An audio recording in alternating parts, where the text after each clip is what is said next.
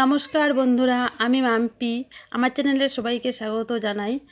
আজকে আমি আলু আর পাউরুটি দিয়ে একটা স্যান্ডউইচ বানিয়ে দেখাবো। তার জন্য লাগবে পেঁয়াজ কুচি, লঙ্কা কুচি, এখানে আমি 2টা লঙ্কা নিয়েছি, টমেটো কুচি আর বটবটি একটা নিয়েছি কুচি করে, আর নিয়েছি ধনেপাতা কুচি, আর নিয়েছি শুকনো লঙ্কার গুঁড়ো 1/2 চা চামচ, জিরে ও ধনের গুঁড়ো 1 চা চামচ, গরম মশলার গুঁড়ো 1/2 চা চামচ, হলুদ 1/2 চা চামচ আর পরিমাণ মতো নুন। তোমরা চাইলে এখানে ম্যাগি মশলাও ইউজ করতে পারো। আর নিয়ে নিয়েছি একটা সেদ্ধ আলু।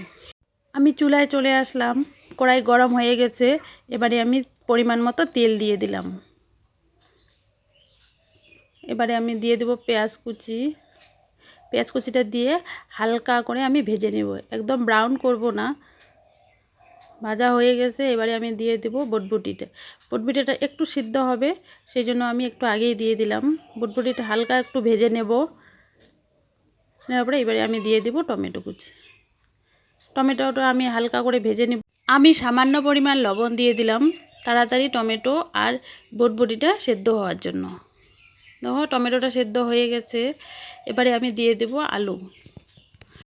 আলুটা আমি পেঁয়াজ আর টমেটোর সাথে ভালো করে মিশিয়ে নেব। এবারে আমি শুকনো মশলাগুলো দিয়ে দিলাম, দিয়ে ভালো করে 5 মিনিট আমি ভেজে নেব। আর এখানে আমি কোনো পানি ব্যবহার করিনি। এভাবে আরও 5 মিনিট ভেজে নেওয়ার পরে আমি ধনেপাতা কুচিটা দিয়ে দেব। ধনেপাতা কুচিটা দিয়ে একটু নেড়ে চেড়ে আমি নামিয়ে নেব। দেখো আমি নামিয়ে নিয়েছি। এবারে আমি ব্রেডগুলো নিয়ে নিলাম। ব্রেডটাতে আমি আলুটা দিয়ে দিচ্ছি, এভাবে ছড়িয়ে ছড়িয়ে দিয়ে দিচ্ছি চামচ দিয়ে। দেওয়া হয়ে গেছে। এবারে আমি আরেকটা ব্রেড উপর দিকে দিয়ে দেব, দিয়ে আমি চেপে চেপে দেব।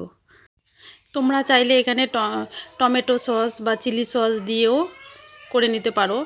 আমি একটা টমেটো সস দিয়ে বানিয়ে দেখাবো। আমার বড় মেয়ে একদম টমেটো সস খেতে চায় না, সেজন্য আমি আমার বড় মেয়ের জন্য 2টা টমেটো সস ছাড়াই বানিয়ে নিলাম।